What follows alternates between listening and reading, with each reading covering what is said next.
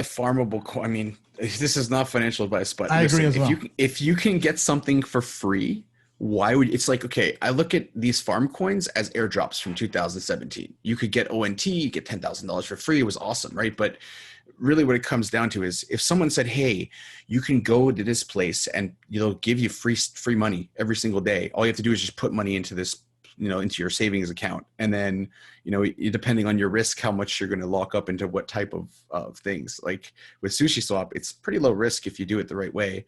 And you're getting free money every day, and then you can sell it on the people that are dumb enough to buy it. And that's how I look at it for all of them. ZZZ was another one. I was farming the crap out of that. And it was like, it's $800. Great. I can sell this free stuff that I didn't do any work for. I didn't have to spend any time doing technical analysis or fundamental analysis. I just basically put money into a contract, and it gave me free coins. And then I was selling it on people that were dumb enough to buy it, because why would you buy something for free? Like, I don't know. It's my opinion, but I mean, you guys can give yours. I agree as well. I mean, because disclosure, I also I've been farming sushi since it launched, and yeah. I agree. I don't think it makes sense to buy sushi or any coin, right? I mean, yeah. Any farming coin, why buy it when you can earn it for free? Because by buying it, you're basically adding additional risk to your position, right? So if you already have Ethereum or anything, right? So with me, I was actually in a trade based on our price prediction indices, and I bought synthetics,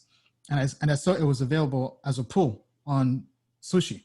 So to me, it was a no-brainer to just stake it there for the next few weeks and just get free tokens.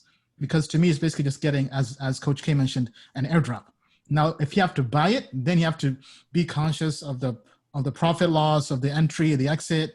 But if it's just free money, it's free money, right? So I think for anybody out there, if you want to partake in yield farming, that's the way to go, as opposed to trading it. Mm-hmm. Yeah, and then with yield farming, you have pools where you literally lock up DAI in USDC, so you have zero risk. Yes, it gives you only 60% a year, but if you have like a couple $100,000 and you're locking it up, you're getting 60% a year, for now at least. I mean, that's also a pretty easy, safe bet that you're going to get you're going to get free balance or pool tokens or whatever you're using, whatever you're getting. Those are also good opportunities for you. Like, it's easy money. And, people from the traditional side of investments, they're looking for 10%, 15% a year, when you can do that and you literally have almost no risk at all. So yeah, there's definitely smart ways to play it for sure. Now I'll just preface that.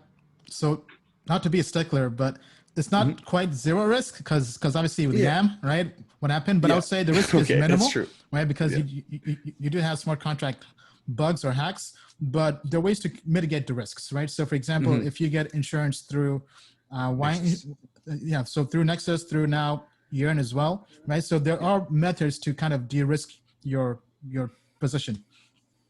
Bill, anything to add to that?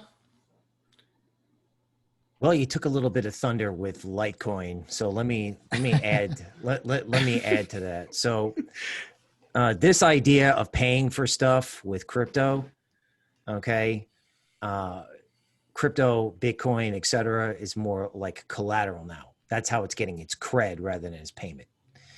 So things that were billed as faster versions of Bitcoin, like Litecoin and Bitcoin Cash, you're going to have Novogratz and hedge funds sitting on top of that stuff, shorting it so they can get long something else. Yeah. Right. So that stuff's bearish. Now, I think the hidden bearish thing in crypto may be security tokens. Right. Now, I know really the only way to play security tokens is with overstock.com, which massively mooned off, the bottom in crypto. I mean, like massively. It was incredible. Right. But the thing is, why do we need security tokens? We've already got a yield farming system. We've got an interest rate mechanism in crypto. We don't need to like port in other securities and digitize them for fun. So yes, that space is great, but with yield farming, I don't know that this idea that was originally thought of either crypto is going to be money, like foreign exchange, or it's going to be equities like security tokens. Instead, crypto's gone down this path of, hey, it's going to be kind of like playing interest rates, like not like bonds per se, but it's an interest rate mechanism. That's how crypto mushrooms out. So anything that's currency necessarily or securities. All right. Bearish. Anything to add to that, Crypto Love, on your end? Okay, sounds Agreed. good.